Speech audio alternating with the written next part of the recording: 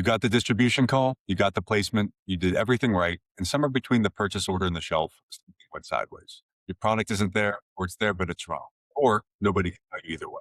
Every CPG brand hits this wall. Most of them hit it more than once. I'm Jordan Karcher, founder and CEO of Eileen. Know Thy Shelf is the show for founders and CPG superstars who are done taking anyone's word for what's happening at the shelf. Real stories, real data, one question underneath all of it. Your product is listed at stock. Is it though? Nikki, welcome. You walked into a category that hadn't changed in decades. Olives sitting in the same murky glass jars they've been sitting in before either of us were born. And you figured out how to make it exciting enough for Whole Foods, Target, and the sharks on national television. And you also came out of a somewhat unusual background. You came from Bain and then took on an externship at Wisp.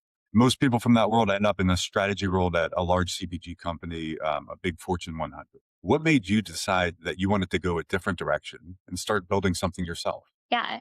First off, thanks for having me, Jordan. Excited to share more about the Freestyle Snacks story. And you're right, I had more of this kind of high level strategic background, but I think it served me really well in being a great operator with Freestyle Snacks. And I was just really drawn to creating my own company, being kind of the creator of my own destiny and solving problems and pain points in the food system that I loved so much. So I really got this idea for Freestyle Snacks about 4 years ago during the pandemic. If you remember at that time, olive bars, buffets, anything shareable, all shut down. It went away. And then I was faced with the traditional shelf stable olive aisle. And as you mentioned, these legacy jars and cans have been around for decades with really no innovation. And so first off, nothing stood out to me on the shelf. And then when I did get to try a few of these legacy products from a taste perspective, as a self-certified olive lover, I knew that olives could taste better. And on top of that, I wanted them to be easier and more enjoyable to eat. So, if you've ever eaten olives out of a jar, you know how messy it is with the brine spilling everywhere. You're kind of fishing out the olives with a fork or a spoon. And I wanted to basically create a solution that would make olives super convenient, portable, and easy to enjoy anytime and anywhere while bringing in that quality and innovation that hasn't really existed in the category.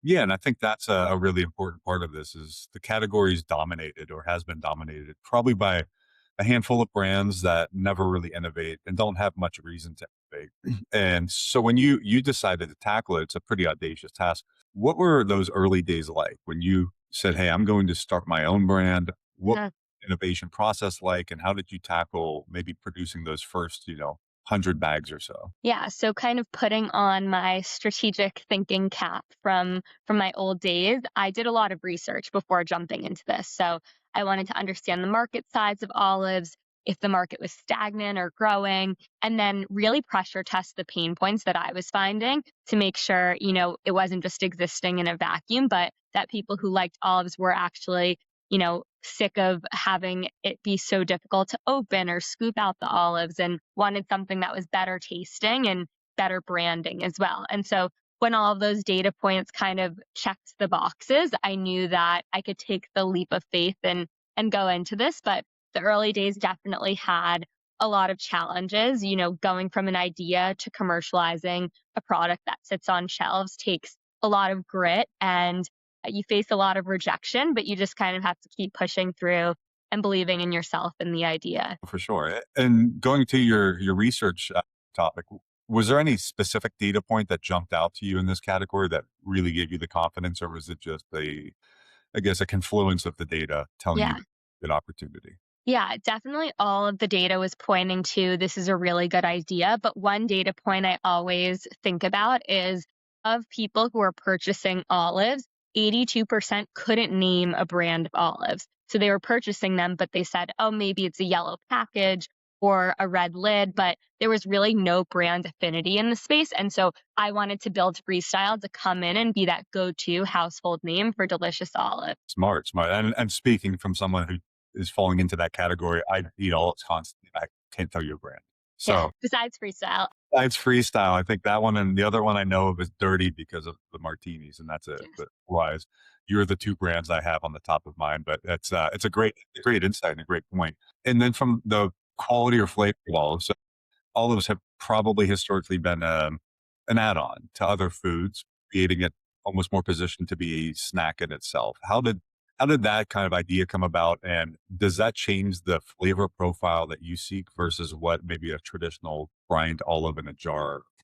Yeah, from personal experience, was snacking on olives. That kind of helped to, curb my appetite before dinner if I needed a little salty pick me up. And so I kind of realized that other people were enjoying olives as a snack, but this legacy packaging was really hindering that near term consumption. And so I knew that I wanted to make this a more snackable item. And now I think like 80% of our consumers are enjoying it as a snack, but we can also be enjoyed, on top of a salad or a pizza, in a recipe, in a cocktail like a Bloody Mary paired with wine, or on a charcuterie board. So even though we're definitely snacking forward, we have a lot of different use cases that consumers can enjoy. That's amazing. Well, you've really expanded the occasion-based eating of it. So you still have the traditional methods, but then you now have maybe someone eating that instead of beef jerky. Or so I think that's a really great approach. I love that. When it comes to that first, let's say, rollout period, what was your go-to-market? Were you D2C native? Did you for a balance? Were you purely going for retail? What was that first, 6 months or a year like for you? Yeah, I used a lot of my experience from WISPs as my playbook, and they were really heavily focused on retail and wholesale business versus online. They actually didn't even sell product directly from their website, only on Amazon. So I did start and launch the company on our website. That was kind of our like proof of concept because I never went the farmer's market path. So we had a big website launch. It was super successful, and that kind of validated like, oh, people definitely do want this product. And then very quickly from there started to expand into retail. I'm based here in Atlanta, so went door to door to really any retailer that could carry our olive snacks, whether it was a gym or a liquor store, a butcher shop, and of course, like our, grocery markets that were independently owned, and started just collecting data points from that. Eventually, expanded to some regional players like Erewhon and Central Market. And then from there have gone on to expand with national retailers and really focus a lot of our business on that aspect. And so on this podcast, we love talking a lot about that in-store execution element, the truth of what happens versus what you expect. And you kind of have side working with Wisp and being familiar with that space, but then having your own brand. When you started to roll out, did you expect everything you encountered, or were there a lot of road bumps that were unexpected in that first kind of year or two when you're actually growing the business? Yeah, I think there's always going to be things going wrong that are out of your control, like a lost pallet that, we needed that inventory to get to a retailer, or incorrect packaging. That was, another fiasco that we had. So there's always going to be things that come up. And one of the things that we've really kind of honed in over the last couple of years is our supply chain, and just making sure we can really deliver to our retail customers on time and in full. And, always kind of under promising and over delivering. So that's become increasingly important to us. And do you focus heavily on distributor driven distribution, or you DSD warehouses? What's your main method of go to market? Yeah, mainly we use distributor partners like UNFI and KE. Got it. And how has that experience been versus, let's say, the DSD or local stores you used to be managed? Do you find it to have more challenges, or does it really you navigate the growth with these bigger retailers? Yeah, I think there's definitely pros and cons. The pros would be it definitely like simplifies and streamlines our supply chain. I'm no longer taking every single order on the phone and manually inputting them myself, and, even packing it out in my house. So I think that is definitely a huge pro and allows us to reach that national scale.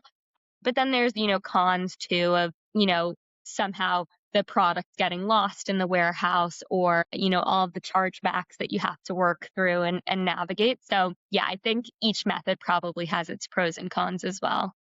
And how big is your sales team? I know you started by yourself and it's grown. Right? It's 6,000 plus locations now. How big is the team managing this business for you? Yeah, so I definitely am very involved in sales. It's a really fun part of the business for me, but I also have a great VP of sales who's been in the CPG industry for over 30 years. And then we have a national broker that we work with, and then a few retail specific brokers that we lean on as well. When did you reach that point where you felt like it was time for an external sales hire? Was there a specific moment, or was it more, I need somebody to achieve the goals I want to achieve? Yeah, I think it's very founder dependent on, what your skill set is. So for me, my first hire was actually in operations because that's where I felt I needed the most support. And I was really enjoying sales. But I think there reaches a certain point where there's just so many different retailers in the country and you need to kind of tag team it. So a sales hire definitely becomes increasingly important then. And I think if you find the right broker too, you can still probably operate it independently, but it is nice to have someone who kind of lives and breathes freestyle and is, always keeping the brand top of mind versus a broker who might have 40 brands in their portfolio. For sure. And I mean, we hear both sides of the broker story here. Some people love them. Some people have had horrible experiences. Have you mainly good, or have you had both and now you're with somebody you really like? Yeah, I think it definitely spans the gamut. We've had some really great brokers, and it's hard too. Like sometimes the brokers just have trouble breaking through because at the end of the day, you're still pitching to people, and people might have their own opinions and perspectives. So yeah, I would say you definitely have to hold brokers accountable, make sure there's KPIs established, make sure you have a plan in place, and they're really clear on what your goals and expectations are. So that there's kind of no surprises if you do have to part ways. Of course. No, that's a great piece of advice. And something I think of people I know that were coming from that more data heavy, strategy heavy background of consulting, and then entering a space like this. Do you find that the data you have available is enough for what you need to accomplish? Or are you still trying to plug in gaps? Like what is your perspective of CPG data versus some of the other industries you've experienced? Yeah, I mean, we're a startup, so and data's very expensive, honestly. So we don't have access to, spins all the time, for instance. So I think it's challenging, but we do have order depletion data from our distributors. So we just kind of piece that together to get to assumed velocities and understand our growth stories across different retailers. So I would say, we make do with the best we have and definitely leveraging AI as well to help kind of formulate some of these analyses. So I would say like it's good, but it could definitely be much better, our access to data. Yeah, there are all these gaps where you kind of get close, but you can't really exactly know what's happening. And I think that's an area we've all faced if you've been on the CPG side. So AI is a really interesting topic. You're probably ahead of the curve on how to adopt technology in this space. What is your kind of current use cases for AI, and how are you leveraging it going forward, or is it mainly data, and are you using it more for forward motion as well? Yeah, I mean, I use it every day in some form. I use ChatGPT for a lot of copywriting. It's just kind of learned my voice over the last year or two. And so I think it does a really nice job for, any marketing materials we might need. And then I use Claude for all of our data analysis. So kind of answering some of these big, hairy questions that I have about the business. I just plug in a few different Excels and it gets me to a pretty good answer. Like the other day, we discovered on TikTok, for instance, we just shifted over to fulfilling by TikTok versus our 3PL. And we discovered, a couple hundred orders just got lost in the shuffle. And Claude was able to kind of parse out like exactly which customers we needed to reach out to. So, yeah, I can do really incredible stuff and simplify it to be done in 5 minutes versus 5 hours. That's amazing. And in the category, so it's interesting. So TikTok, obviously younger demographic. I'm guessing that's probably one of your good top of funnel or lead gen platforms.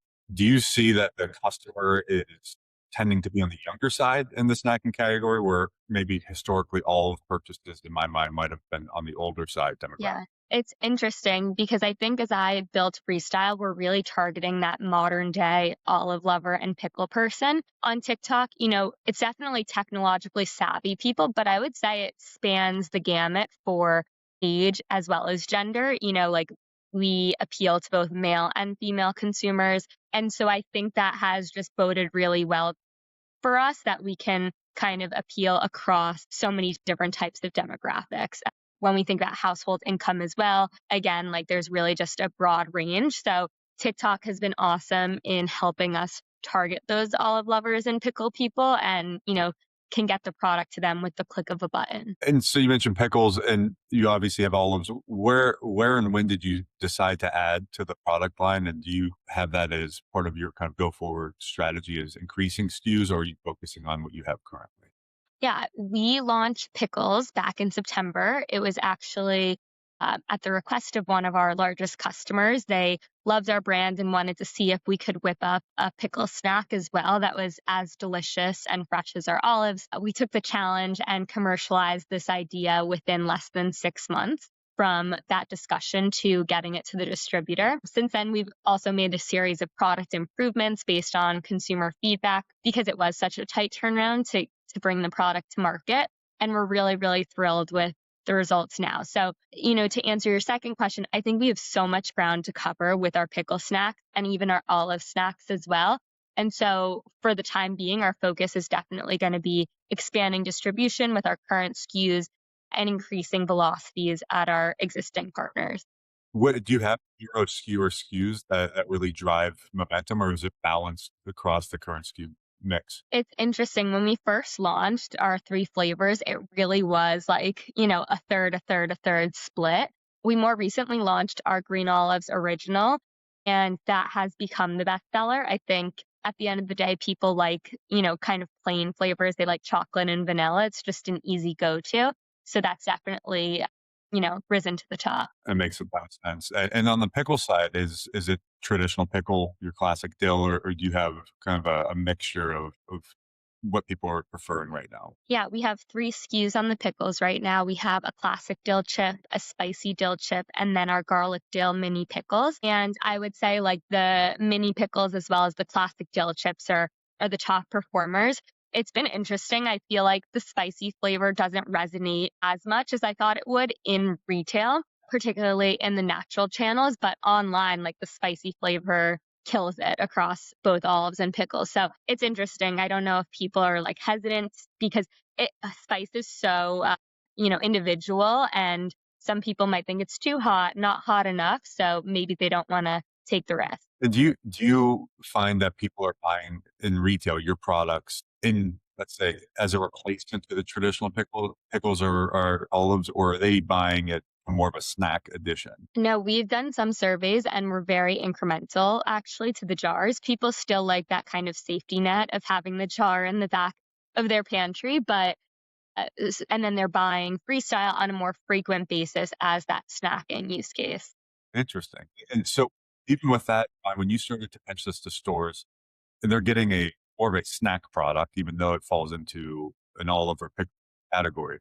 Where were the buyers trying to place you? And did you have to work on getting to the right location, or did you take whatever slots you could get? Yeah, we've always been pretty focused on inline grocery, center store, olives, pickles, peppers aisle. And it's been interesting because in recent conversations with buyers, they are now kind of carving out their own snacking set, this subcategory of olives and pickles, which I think is fantastic. And Freestyle is leading the charge on. That's awesome. And do you think that's going to be something that starts to be adopted more widely, or is this kind of a one-off retailer that's being more progressive with the cat? No, I definitely think this is where the category is going. It's innovative, it's fresh, it plays into the convenience factor now that, everyone is kind of back to work post the pandemic. People are busy, they're on the go, they need something that's quick and healthy, especially with, the GLP-1 trend going on as well. I think Freestyle fits in really nicely. So I think this is just the start of the trend, and we'll see it in many, many retailers. And do you find yourself in the refrigerated or cold box section ever? I could see this fitting into that section as well. Yeah, in Target, we're in the deli, kind of in their charcuterie assortment, and that's with our single serve packs as well. So it's a very unique opportunity, but we do great there. So, in general, I think secondary displays always bode really well for a brand and help us see very strong velocities. So when we are placed, by specialty cheese or on top of the salad bar, we always see that impulse purchase tick up. And when you created Freestyle, did you have any brands that you were particularly in love with that were innovation for you, or was it kind of something that just came from the internal? This is what I think the product should look like, and what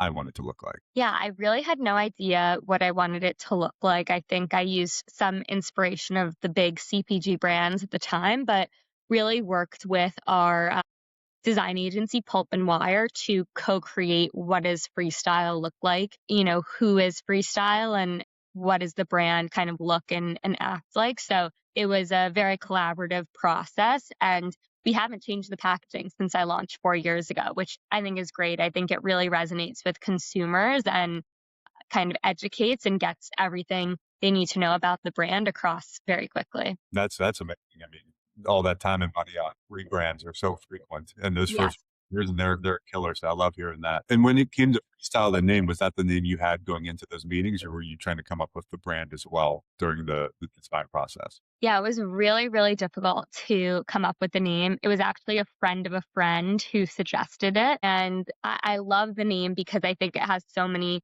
different meanings. One, as an olive lover, you can now freestyle and enjoy your olives anytime and anywhere. But also, the olives themselves are no longer trapped in these jars and cans, and they can kind of freestyle about in the pouch. So I wanted a name that really conveyed something a bit more emotional, and I think freestyle does just that. That's awesome. That's a great point. I really, really like that direction. And walk me through a bit when you started to really pick up the big national distribution. You go from being able to manage it locally, you're in charge personally, probably of every store, every buyer, who's got what product. When you started to pick up, let's say, Whole Foods nationally, what was that experience like if you go from the time you get the PO to the time it hits the shelf? What was that learning curve? And then was it different when you expanded nationally with some of these other retailers, such as the Target? Yeah, I think, once we got the PO or even knew it was coming, just working on the production plan, making sure we had all of the inventory set. I would go to the co-packer for a few visits to make sure everything was being packed out perfectly. And then, working with our co-packer and our 3PL to just make sure everything was delivered on time. So I think just a lot of planning ahead and making sure our demand planning was aligned with Whole Foods expectations as well. So, definitely it was a learning curve of just getting up and running with UNFI, getting product to all of their DCs, and just making sure we were good to go. One thing we hear a lot in these discussions is the surprise is how expensive it is to grow. Is that something you had already forecasted and understood, or was that part of the learning curve as well? Yeah, I think it was forecasted, but it, it always seems to surprise me. I think with a lot of these retailers, there's the free fill that you get charged back for. There might be shelf merchandising fees. Then you have the fees to just run a promotion, the fees of the scans itself. So it definitely adds up. But I think if you want to be successful in certain retailers, the promotions really do work to get that first purchase from a consumer. And then the plan is, they come back and repurchase when you're not on sale, and you kind of add to that flywheel of your consumer base. Yeah, that's a great point. And it's always, and everything that matters in retail is that second purchase and beyond. The first one, that one, you get the first order. It's how can we get reorders? How can we get velocity? And then in your lens, what is a good velocity target for your category? You have a threshold where you say, hey, we want X units per SKU per week. Is varying. How do you tackle that? Yeah, I think on average for our category, somewhere like 2 to 3 on the olives feels like the right average. And then yeah, the way that I think about getting there or exceeding it at different retailers is really with promotions, displays, those secondary displays, and then sampling opportunities as well. And I consider sampling not only what you do in store with the demos, but the work that we do on TikTok with people buying our sampler pack is such a great way into the brand as well. Do you have any methods that you use to convert those customers into retail customers, or is that still a bit of a black box? Yeah, I would say it really does function more at like the awareness level of the funnel, but we post videos to make the consumers aware on TikTok. You could find us at Whole Foods, you could find us at Target, at CVS, and we get a lot of comments from people too, like, just picked this up yesterday at Giant. They didn't have this flavor. Like, I wish they had this one on shelf. So we're definitely getting kind of that validation that people are seeing it online and then going in stores. That's amazing. And when we first spoke, I think at one point you had mentioned, that getting on the shelves is the easy part. The real work's getting product off the shelf. I think a lot that's tied to sampling and visibility. What are things that you'd recommend for founders to understand before getting on the shelf to help support that more important getting off the shelf side? Yeah, I think packaging design is incredibly important. When we first started, we had basically a zero marketing budget, and we really leaned heavily on just our packaging being intriguing enough for someone to pick up for the first time, and then our product quality to win them over for those repurchases. So I would say, like, it is worth spending the money up front on getting a really exciting, fun, bold design package that educates the consumer quickly. They know exactly what the product is and intrigues them enough to pick it up. So I feel like nailing that is more important, because even if you have the best tasting product ever, a consumer who's never tried it will not know that. So I think the packaging has to definitely work. I think the price architecture also has to work, both for the consumer as well as the brand. Of course, you're going to get cost savings over time, but I think having a strong margin out of the gate is really critical before getting on shelf, and making sure you're incorporating, trade spend, allowances, discounts, all these different chargebacks. So I think with those two things, like, you can, move quickly and be pretty successful out of the gate, but I would make sure, those are solved for before going into retail. Great point. Yeah. The margin profile is super important. And I think a lot of brands don't understand it first, and it kills you. Growth doesn't get much better early on. You're still spending a lot to have a healthy margin. You're really visible in the startup CPG world, and you do seem to talk with founders often. Is something that you recommend for those founders when they're approaching their first retail meeting?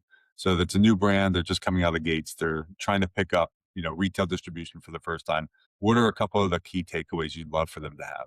Yeah, I think as a new brand, you obviously don't really have data or velocity or anything like that you could use for the deck. So I think at this stage, storytelling is key.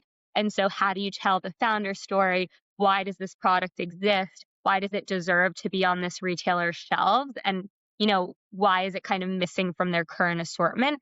And I think incrementality is a huge thing that retailers look for too, so that you're not just adding another pasta sauce, but, like, really what makes you different from what they're carrying, and why are you going to add that incremental either dollar value or velocity, unit velocity to their shelf. So I think kind of figuring out how to spin that story is the best bet. And when did that story from you change from this is my story, this is the mission, this is the idea, to now this data, this is how we're going to make money? So when was that pivot? If you did, if it's still the Mhm. same story, that'd be great. Is there a time where you go, oh, we're going to leverage more of how we're going to make you more money and move more product off your shelf? Yeah, I think now we do both, right? Like, I think the founder story and the mission and why this product exists is still really important, because there are retailers who aren't carrying our products today, and they need to understand, like, why we're so innovative and different. And then I think layering in data that we have from similar type retailers who might share a similar demographic or customer base is really key. Because they like to see, okay, it performs this well at this store, it could probably perform similarly here. So we definitely do a mix of both. And I really appreciate the time. I know you have a busy schedule running a company, a fast growing brand. So thank you so much for joining us. And is there anything about freestyle that you'd love to share? It's coming up, things that are really exciting for you right now. Like, what is the big thing getting you out of bed each day? Yeah, we just had National Olive Day yesterday, actually, and we did a big celebration over the weekend. We did a fun Take Me to Greece bagel collaboration in New York. And we Okay. also ran a campaign for anyone named Olive, or Olive tangential names like Olivia, Oliver, to subscribe for the chance to win free olives. So that was really fun to work on. And then looking ahead, we have a Costco rotation in Texas happening at the end of summer. So really kind of, all hands on deck focused on making that a huge success. That's amazing. So great. Well, congratulations on all of the success. I'm excited to see where the brand grows. I always love seeing young founders break into the category and disrupt. So this is awesome to see freestyle and what you're doing with the brand. I mean, I really appreciate you giving us all kinds of good insights about what it was like building a brand, but building it strategically and thoughtfully. So this has been fun, and it's been really good to learn more about what you're doing. And if anything we talked about today from the standpoint of distribution, execution, in-store visibility, if any of that sounds familiar, if you have stores that are lapsed in orders and you don't know why, Come check us out at shopwitheileen.com. Sign up for a free demo. We'll give you 10 stores for free, get you visibility, and bring you close to the shelf. So you know it's happening every day. So thank you again for listening. And as always, know thy shelf.